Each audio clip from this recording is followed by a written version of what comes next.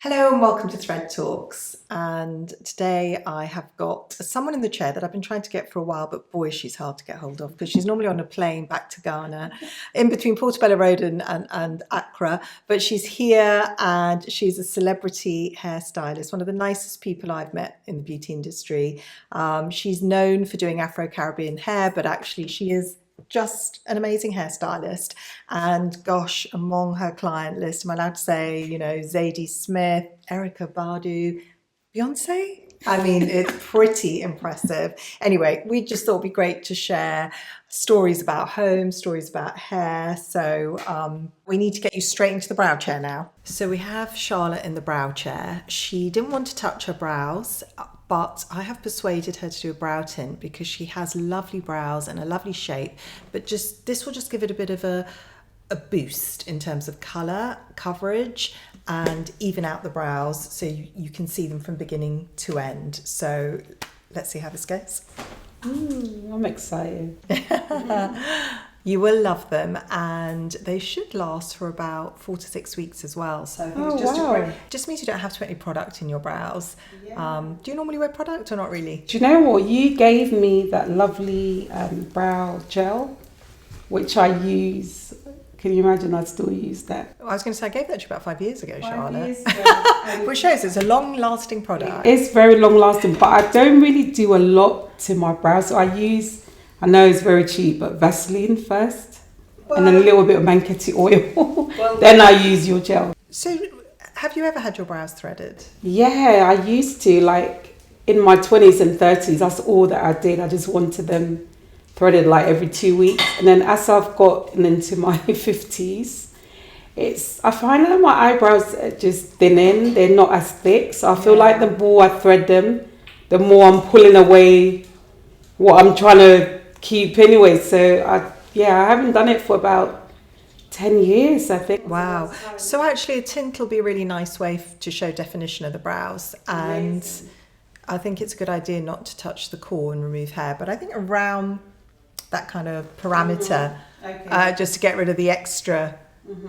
fluffy bits we don't want is not a bad thing. But yeah, just make sure you come to Blink to do it. Yes, definitely. So you did threading from quite an early age, so you knew about threading? Yeah, because I grew up in Stonebridge, which is kind of housed near Wembley. So a lot of my school friends were like from Bangladesh and also from India, so they always spoke about threading. Gosh. This was way back. I'm surprised they didn't thread your eyebrows in lunch break. No, but I remember like Southall wasn't too far, and that's where everybody would go. Yeah. So when did you come from Ghana? Were you born here? I was born in London and then left at 3 months to live with my grandparents in Accra in Ghana. Ah, okay. Yeah. And then you returned? Yeah, I returned at 11, and it was quite different. I was so used to... How sad to leave that sort of, the sunshine and, I guess what you considered home, and come to London, which must have been rainy and a little bit miserable.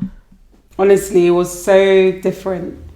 And people just looked like they were just so deep in their thoughts and just walking so fast all the time. So how often do you go back to Ghana? Do you know what? It's like, because it's where I grew up and half of my family still lives there, I feel like I'm there like every 3 months. Which is so nice. Yeah. I think eventually that's kind of where I want to live. Even though my kids think, oh, Mum, you're not going to be able to do it. You're such a Londoner. Oh, wow. It does make a difference, right? Yeah. Oh, so nice. It does make it look fuller, isn't it? It's just that little bit of darkness. Yeah. Really nice. It's just evening out the shape, really. It does. So do you think actually, you were saying something about taking out the fluffy bits? Yeah. Should I do that, or is there not really any? Just these. Nothing on the actual thickness of your eyebrow, but there's just these stray ones just under here. That's not actually part of your eyebrow. Yeah. Just do it, Charlotte, while you're here. I can't believe I'm actually doing something to my eyebrow. Well, you can't come to Blink and think you're going to get away with not doing anything. I'm actually looking at some of these products, Charlotte, that you so kindly bought for me, and they look amazing. This Manketti hair oil. I'm going to just had a little smell of it earlier and it smells divine. So tell me, what is in this? Oh, this is like magic. It's That's what I need to know. It's like magic. I discovered this oil in a place called the Serengeti, which is, I'm sure you've heard of the Serengeti. Yeah. And honestly, it's so hydrating and nourishing. And what I really like about the oil, it's the fact that it had existed for like 6,000 years, but a lot of people didn't know about it. And even the people from this region would rather get something from the West. So So what is the oil? so it's like, it's from a nut, but it's not, it looks like the shape of a nutmeg. Right. And the oil is extracted from the nut, and it's from the tree called the mongongo tree. So it grows mainly in in southern and eastern parts of Africa. And like I said, it existed for 6,000 years. It's so good for hydrating and really nourishing the scalp and the skin and hair, but it doesn't leave like a heavy weight, because I felt like a lot of the products that were on the market, especially for Afro curly hair, and even thick hair, it was quite oily. But this is so nice and light. I mean, why did this not exist when I was growing Oh. up? So, I mean, Yeah. our lucky children. So now I've persuaded you to have your eyebrows threaded. Can't believe I've done that. You're now having the relaxing brow pinching, which is just a really nice way to close a treatment and to put some aloe vera across your brows. It feels healing, but also just to massage that area. Get rid of toxins, stimulate the brows, and just leave you feeling very calm and relaxed. It does. Right, Charlotte, now that your brows look perfect, let's get you back up and let's chat. Thank you. Pleasure. You've got your lovely hair lounge in Portobello Road. Just talking about, and that's been going for how long now? We've been on the same place for 23 years, at the same store for 23. And it's a real community hub, isn't it? And I've read about cakes. You have freshly baked cakes Yes. on offer, and So basically, one of my therapy is to cook, because to me, like, it just gets all my thoughts. Like, I just think about the cake and how much ever eggs I need and the ingredients. I don't think about work, or it's really therapeutic. It's like a very mindful activity. So at the moment, I think I'm baking about 3 or 4 times a week now. But I love it. It doesn't feel like work. It's just, I put my music on or a podcast and just bake away. And you're very down to earth, and you're obviously still styling, but you're also running this incredible business. You've got wonderful hair care, which is for every kind of hair, but in mind you've had Afro-Caribbean, probably trickier hair. My daughter's got very curly frizzy hair, which drives her mad, and I'm really sad because she straightens it. And so I think it's such a wonderful thing to embrace it. When I was growing up, my hair drove me crazy. So and when did you learn all your sort of tricks of the trade when you were back in Accra, or has it been since when you were in London at the age? I never, when I was growing up, I never thought I'd be a hairdresser. I just grew up with my grandparents. So I left London when I was 3 months old and lived in this big compound house with my grandma Mary, and she had like 8 children. So my mum was the first one to leave. So her other 7 kids lived in the house, and she was just amazing. She used to have this big clay oven. She would bake all the bread, all the cakes, all the biscuits. And we, the grandchildren, would carry the cakes and biscuits on our heads and sell it. And it would sell within like 10 seconds because her food was so good. And also she was good at doing everything. She would do our hair. She used to buy loads of fabric. She had a machine. She would make our clothes. She was, I'll call her Wonder Woman. She was amazing. And it was close to, with all her children and their children and all the cousins and aunties that came by, there was close to 47 of us living in the house. So it was a very busy house. It was called a compound house. So we had the middle bit was like all the activities take place. And then at the end of the house was the bedrooms. But it was so atmospheric. I loved it. So when it was time to leave and come to the UK, it was very different. When I got here, I was like, God, where's the community? Where's the sun? Where's the sun? And warmth. Yeah. And everyone just looked so kind of just serious and just like by themselves. There was no togetherness. I didn't see the connection. And that really bothered me. And then I had to wait because I came to London in November. And then I had to wait till January the following year to start school. So I had like 3 months at home with my mum. So my mum, by then lived, she was divorced and she just had a baby, my little sister who was 2 years old. And, it was so different because she lived in an estate and there was only like 2 bedrooms. There wasn't this massive space. And she seemed quite by herself as well. It wasn't like my grandma and my aunties and the cousins. Quite isolating. Yeah, very isolating. So we had to wait till January. And then I was, looking out, thinking, oh, what am I doing here? Please take me back. And she goes, oh, it's going to be fine. Wait till you start school. So I started school hoping that I'll feel better. And in fact, it was worse because I got bullied. So I had short hair, dark skin, had an African accent. And the moment I walked into the classroom, the kids would just say, you boo-boo, you're African, you're from the jungle, you can't speak properly, And I'd be like, what's wrong with these kids? Because I'm coming from like an amazing community where everyone respected the elders, people helped each other. You didn't felt singled out.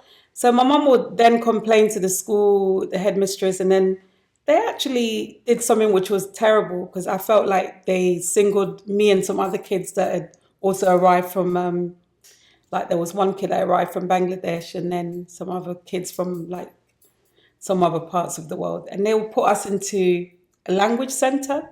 So they othered us. So they put us into this small group and we weren't allowed to mix with the other kids. So I felt like them doing that gave the students this power to even bully us more because they're like, well, treat you like outsiders. I told you you're not good enough. You can't speak properly. So I'll still go home and I'll be like, please just take me back to Ghana. I feel like I'm going to die in this place. They're just so horrible. And it's cold and I'm not happy and I don't have no friends. I'm literally by myself. And she just kept saying, don't worry, just fight back. And I'm like, I can't fight back. There's about 50 of them. I can't. But I bet that taught you enormous resilience. It did. But you know what? She then decided, because also at the time, a lot of the kids had like bobs and, some of them had relaxed hair. They had cornrows with beads. They had hair extension. There's me with this short hair. So I said, is there anything you could do for me so that I can at least look like them and fit in? So she decided to thread my hair. So threading is a type of African braiding where you section the hair like you're braiding like cornrowing and you use like cotton thread. So the way she styled my hair looked like hooks. Oh my God, the next day when I got to school, these 3 students picked me up to hang me on the ceiling. Honestly, it was dreadful. And that was like, I don't know, that was like the worst day of my life. And for some reason, I got all of this power. I don't know where from. And I beat the hell out of all of them. Yes. So glad you said that. I beat the hell out of all of them. And then from that day, the bullying stopped a bit. It was like, oh, she's a hero. Yeah, it was awful. You have to stand up to them. It is frightening. Thank God we are in a different place in London. Yeah. I think our children are very lucky. But, I think everyone has those stories. It's probably worse having come from Ghana than if you grew up here because they have more reason. But, it was a very challenging time. It was very challenging. And I think I just could not believe the disrespectfulness. And I'm coming from a place where community, the elders, there's hierarchy. So you have this respect and you don't even call people by their first name. It's like auntie, sister, brother. Everything is like honoring people. And this person is wiser than you, they're older than you. So you give them that respect. But obviously, this place wasn't like that. Anyway, so I now got used to school. Life got a bit better. I made a few friends. And then tragically, just before my 13th birthday, my mum passed away. So then the whole thing with the hair came from me doing my sister's hair because that's what my mum would do for me and my sister. So I just became like a mother to my sister. I'll read to her, cook. I used to love looking at magazines because I always just imagining like you know, want to be somewhere else or be with family. And I think, You're making my eyes well up, Charlotte. oh, sorry. That's so sad, but it's also really beautiful because out of that came something that, in a way, you carried on a tradition from your mother, and you've turned it into something huge. Yeah, and I think because, like, coming from the compound house, I was always surrounded by these women that were just, and men, and my grandfather, I forgot to mention, my grandfather, Dada, was this very powerful man as well who run his own brewery. And he was like, you know, he took me like his little pet. He would take me to his business meetings. So I think grandfather, without even me knowing, probably instilled in me the building blocks of business. I've always had this kind of determination because I used to look at grandma and think, God, she was so good at doing everything, but she never took any of it to a professional level. So maybe having the both of them at such a young age, that foundation that it's like they sowed this seed in me, and then I've just become like this person that wants to, like, I love doing things. I love people, and even being here and just being in your store, and like from meeting you those many years ago, I've always admired you so much, thinking, wow, this woman's so determined, she's so driven, and you know that force is incredible, and still. You know, you're always with your family. Like Farida will say that she comes to your house. Our daughters know each other so well. They're like best friends. And she'll say, oh, Mum, there's such a lovely family. And I think that's so important. Gosh, she hasn't seen it. It's not always lovely, let me tell you. We put on a very good show. Often things flying around, but you know, I think family is very important, and you know, often you know, parents are over or grandparents. Yeah, but I think it's that kind of, you know, it's very similar, like the background. So when she comes out, she's like, oh, it's such a happy place, and it's like, you know, coming from Ghana, it was that family, that support, that village, that tribe. So I think even though you know, Mum passed away when we were so young, there was still that foundation that we had. So you didn't feel like you were alone. And even like doing my sisters, I always felt like Mum was there because that's what she would do for both of us. And my sister would ask, where's Mum? And I'd be like, oh, she's gone to heaven. Don't worry, she's here with us. And so all of that kind of kept me going with the grief. And also my schoolwork really suffered because your mind's all over the place. And like, we had to live with all these different aunties and uncles because now your mum's not there. And then I just was not interested in, like, I felt like writing and reading and all that was too mundane for me. It was just, I preferred something that was like practical. Just using and something that was like, you saw the results. Like, you know, so I was more interested in anything that was creative. Like I love drawing, love cooking. And the hair was just something that I truly, truly found this, like, I don't know, it was just this happiness, this joy, like just seeing people getting their hair done and like, you know. But it seems to me like you're a natural homemaker, all the things you love doing, but it's just kind of spilt over into a business. Yes. Almost organically, I think. It's just, you know, there was obviously a need in London where people just wanted someone that could. But I think it was also the fact that I got into the first black salon to open in the UK on Maddox Street in Mayfair.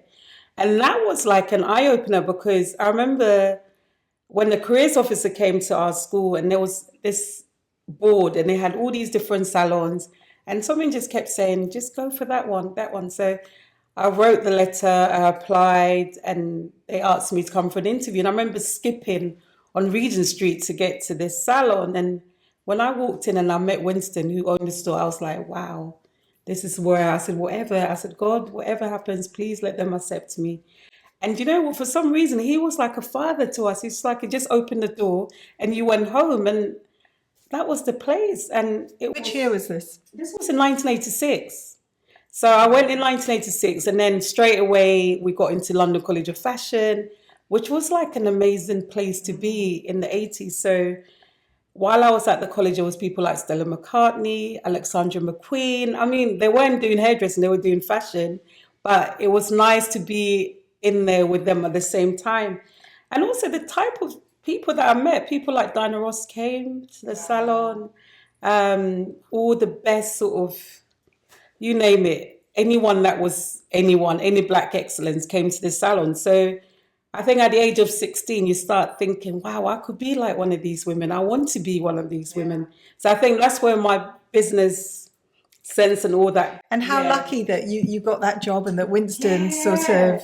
Winston was so amazing. Honestly, it was so amazing. I just did this little BBC piece and they went back and got all of the videos and the archives from the salon. And I cried when I saw it. I was like, oh, this man, he really made our day, because he was also like this, not just a stylist, but he really wanted us to have character. And he said, you know what? Doing the hair is one thing, but your personality is what people, that's what people fall, and that's what they remember. And they remember how nice that person was to them, the conversation. He used to even tell us what we should wear, like how you should look. You don't stand like a woman, stand properly. And I'm like, God, can you imagine a man telling you to stand in your shoes properly because you look like someone that don't know how to wear shoes properly? We'd be like, what? But it's a whole brand experience for a customer. He created that warmth. He created that warmth. He created that elevation as well. So you just didn't see yourself as that salon that was down the road, but more like, oh, look, I'm premium salon. I'm giving you luxury. I'm giving you something that you can't get easily.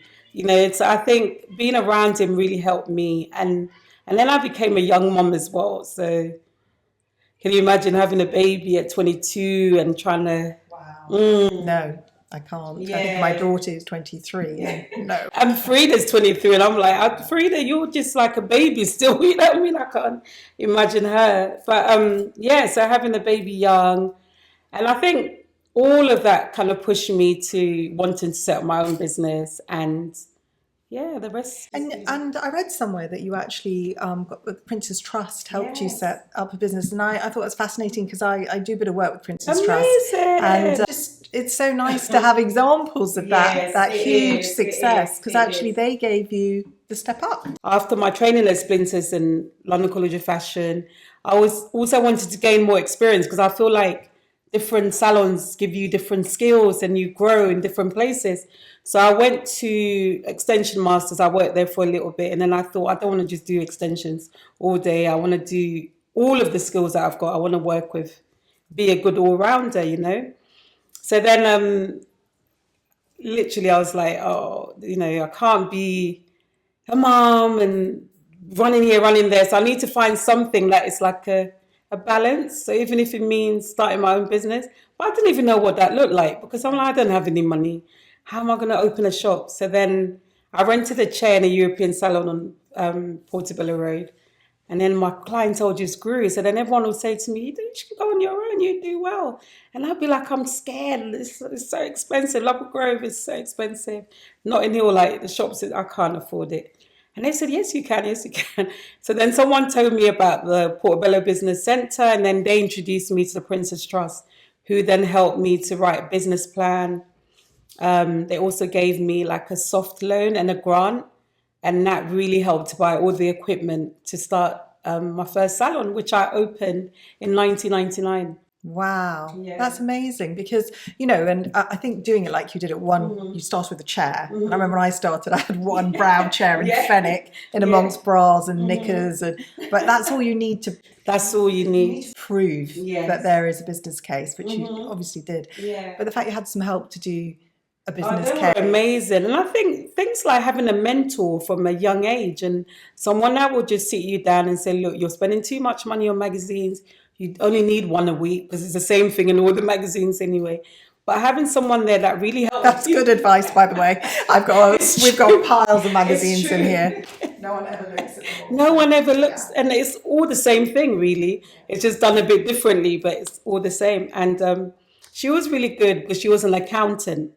So I think having someone, I'm the creative, just doing all the creative, you're like, yeah, we can have that and this. But then they come in and say, well, look, you're spending too much. You don't have the cash flow.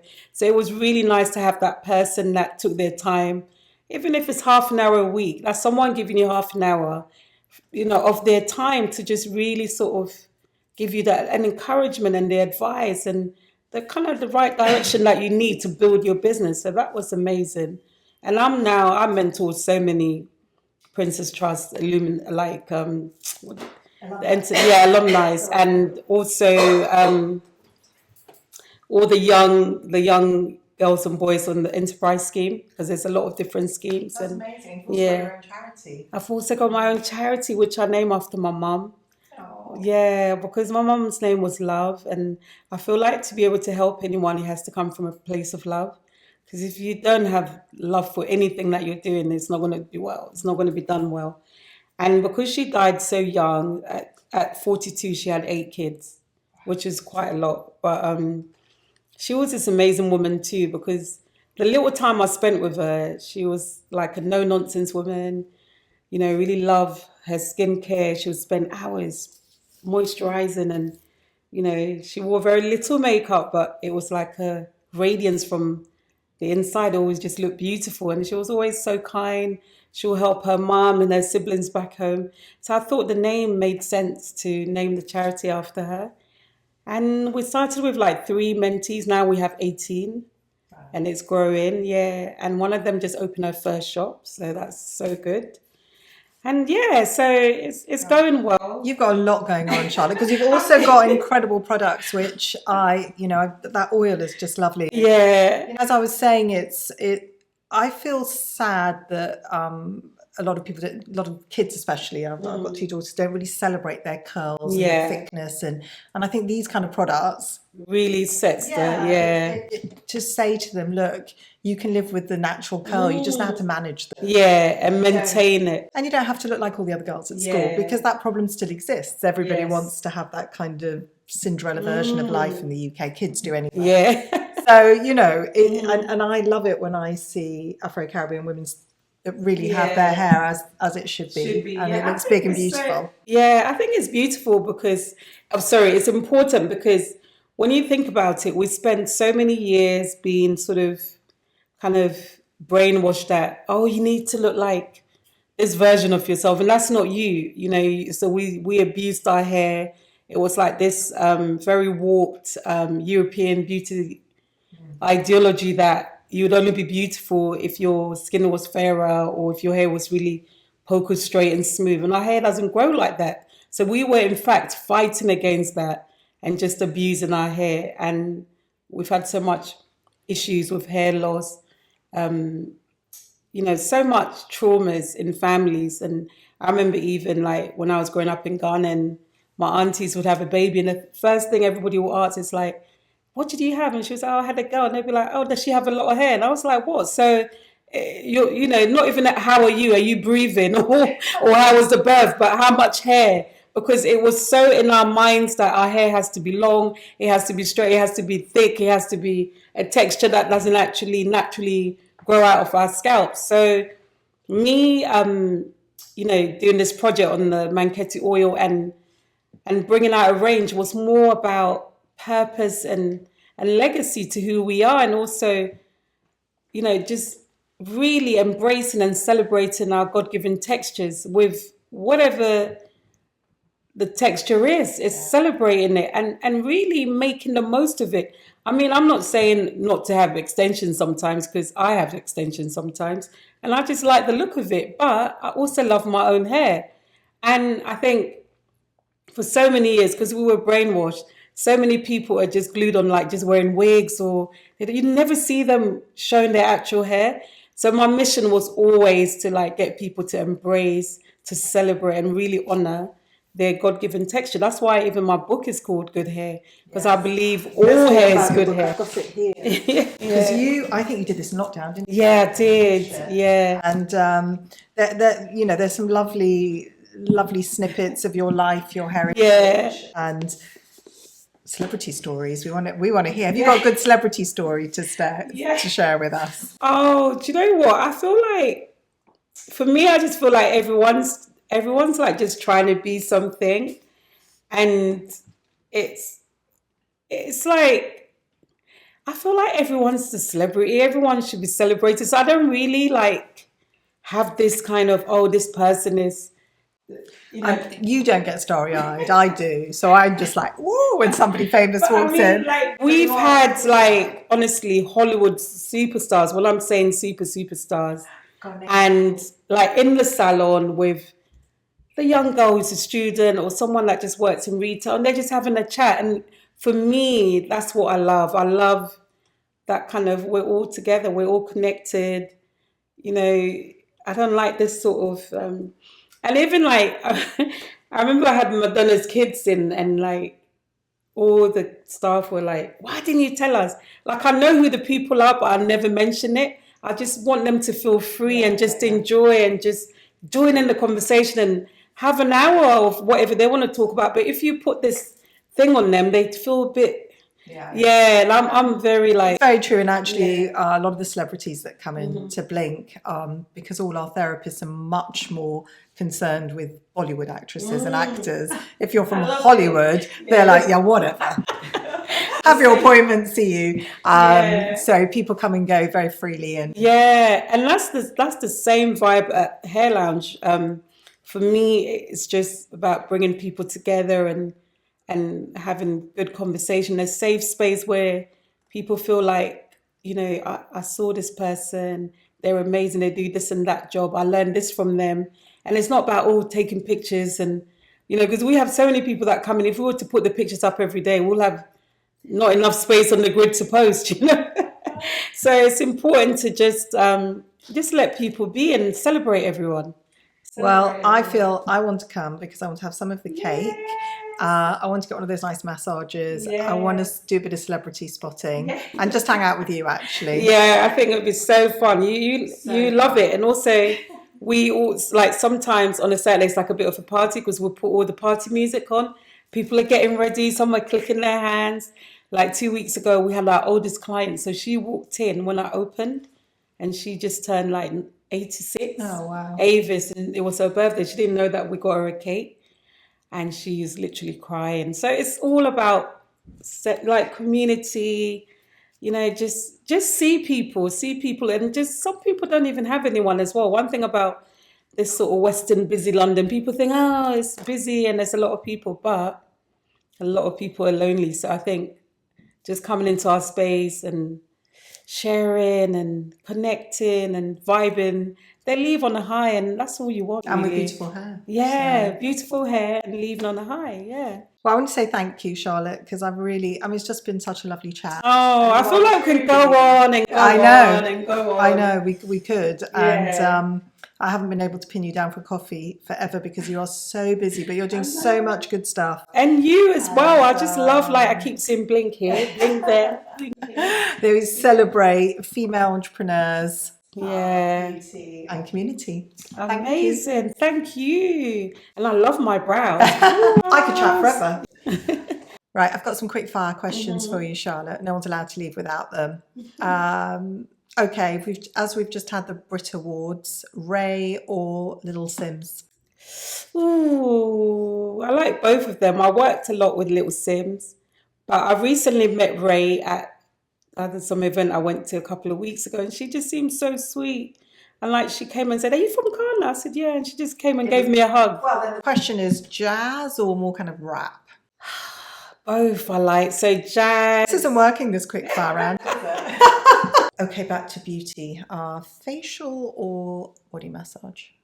Body massage, 100%. Any day. Any day. Like right now, I don't know if you felt my shoulders. My massage lady therapist, Ingrid, she's been away for 3 weeks. In fact, I just wrote about her yesterday for this quote I was doing. And honestly, she's amazing. She used a combination of cupping and acupuncture and deep tissue. And I spend 2 hours every Sunday with her, and she's been away for 3 weeks. So I feel like my shoulders are caved in.